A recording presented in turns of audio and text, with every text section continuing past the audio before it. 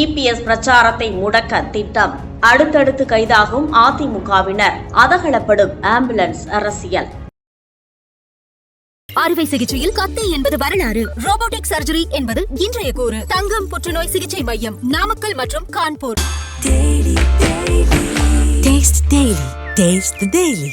அதிமுக பொதுச் செயலாளர் எடப்பாடி பழனிசாமி பிரச்சாரம் செய்யும் இடங்களில் ஆம்புலன்ஸ் வாகனங்கள் குறுக்கிடுவதாக புகார் எழுந்துள்ள நிலையில் அதன் ஊழியர்களுக்கு மிரட்டல் விடுத்ததாக அதிமுக நிர்வாகிகள் உள்ளிட்டோர் கைது செய்யப்பட்டுள்ளனர். அதிமுகவை சுற்றிச் சுழலும் ஆம்புலன்ஸ் விவகாரத்தில் எடப்பாடியின் பிரச்சாரத்தை முடக்க திமுக அரசு சதி செய்வதாக அதிமுகவினர் குற்றம் சாட்டுகின்றனர். தமிழகம் முழுவதும் சூறாவளி பயணம் கொண்டு மக்களை சந்தித்து வாக்கு சேகரித்து வருகிறார் அதிமுக பொதுச் செயலாளர் எடப்பாடி பழனிசாமி. மக்களை காப்போம், தமிழகத்தை மீட்போம் என்ற பெயரிலான அவரது பயணத்திற்கு மாநிலம் முழுவதும் அமோக வரவேற்பு கிடைத்து வருகிறது. அவர் செல்லும் இடங்களிலும் கூட கூட்டத்தை பார்த்து மாற்றுக் கட்சியினரே வாய்ப்பிழக்கின்றனர். ஆனால் யார் கண்பட்டதோ தெரியவில்லை.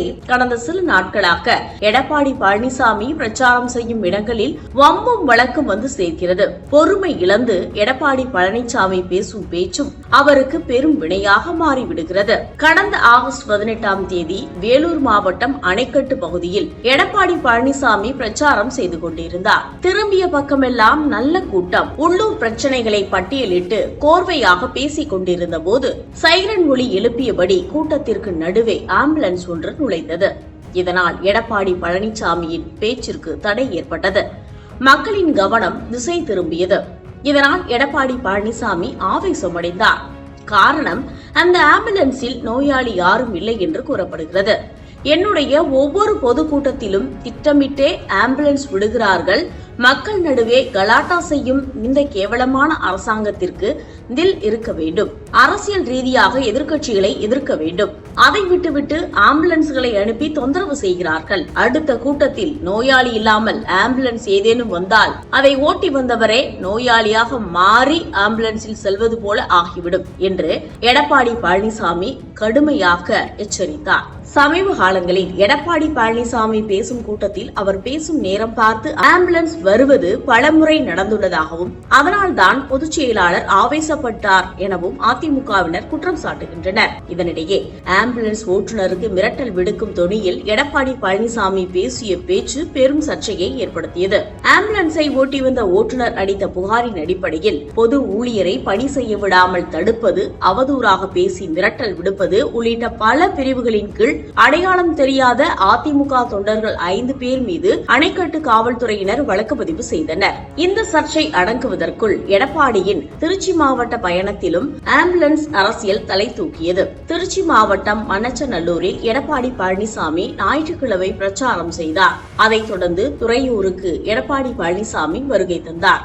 அச்சமயத்தில் துறையூரில் பாலக்கரை பேருந்து நிலையம் உள்ளிட்ட பகுதிகளில் அதிமுக தொண்டர்கள் திரளாக கூடியிருந்தனர். தற்போது ஆத்தூர் சாலையில் விபத்தில் சிக்கிய நபரை மீட்பதற்காக 108 ஆம்புலன்ஸ் அவ்வழியாக சென்றது. வழக்கமாக எடப்பாடி பழனிசாமி பயணம் செய்யும் இடங்களில் ஆம்புலன்ஸ் குறுக்கீடு என்ற குற்றச்சாட்டு உள்ள நிலையில் இதுவும் அப்படித்தான் என்று நினைத்து 108 ஆம்புலன்ஸை அதிமுகவினர் சூழ்ந்து கொண்டனர். ஓட்டுநரை அதிமுகவினர் தாக்கியதாகவும் குற்றச்சாட்டுகள் எழுந்தன. பாதுகாப்பு பணியில் இருந்த போலீசார் ஆம்புலன்ஸ் வாகனத்தையும் ஓட்டுநரையும் மீட்டு அனுப்பி வைத்தனர். இதுகுறித்து புகாரின் பேரில் துறையூர் போலீசார் அதிமுக துறையூர் நகர செயலாளர் அமைதி பாலு, துறையூர் நகரமன்ற உறுப்பினர் தீனதயாளன், வடக்கு ஒன்றிய செயலாளர் பொன் காமராஜ், வினோத் என்கிற விவேக் உட்பட 14 பேர் மீது பொது சொத்தை சேதப்படுத்தியது, ஆம்புலன்ஸ் ஓட்டுநர் மற்றும் கர்ப்பிணி பெண் உதவியாளரை தாக்கியது உள்ளிட்ட 5 பிரிவுகளின் கீழ் வழக்கு பதிவு செய்துள்ளனர்.